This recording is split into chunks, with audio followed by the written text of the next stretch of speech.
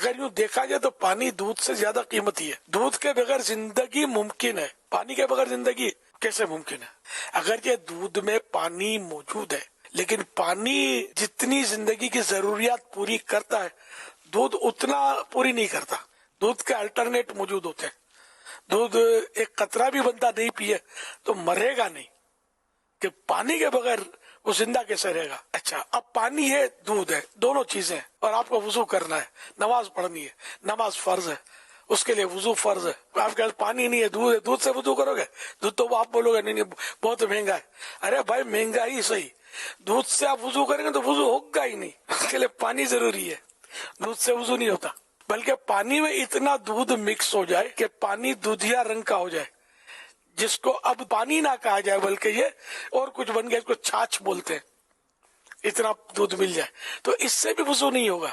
تو یہ وضو کے لیے پانی ضروری ہے. کسی کو غسل کی ضرورت ہے تو آپ دودھ ہے تو بولو دودھ مہنگا ہے. نہیں، دودھ بھلے مہنگا ہے، مفت ہو تب بھی دودھ سے غسل نہیں اترے گا، پانی سے اترے گا. پھر آپ بولے یوں پانی کی ضروریات جو ہے یہ زیادہ ہے دودھ کے مقابلے میں. اور پانی اللہ پاک نے ہمیں مفت عطا فرمایا ہے. ٹھیک ہے تھوڑا بہت ٹیکس لگتا ہے، یا پانی پینے کے لیے منرل واٹر جہاں لیا جاتا ہے وہاں لیا جاتا ہے، لیکن پھر بھی سستا ہے، دودھ کے مقابلے میں سستا ہے نا. دودھ بے شک اللہ کی نعمت ہے، اس کا انکار نہیں ہے، لیکن میں نے یہ سوچا کہ پانی دودھ کے مقابلے میں بڑی نعمت ہے کہ پانی ہمیں نماز پڑھا سکتا ہے، دودھ نماز پڑھا نہیں سکتا. دودھ ہے، پانی ہے ہی نہیں، اور جو اس کے شرائط پائے گئے کہ پانی نہیں ہے تب بھی تیمم سے نماز پڑھ سکتے ہیں، دودھ سے وضو نہیں کر سکتے. تو دودھ تو وضو کے بھی کام کا نہیں ہے، ہمیں نماز نہیں پڑھائے گا.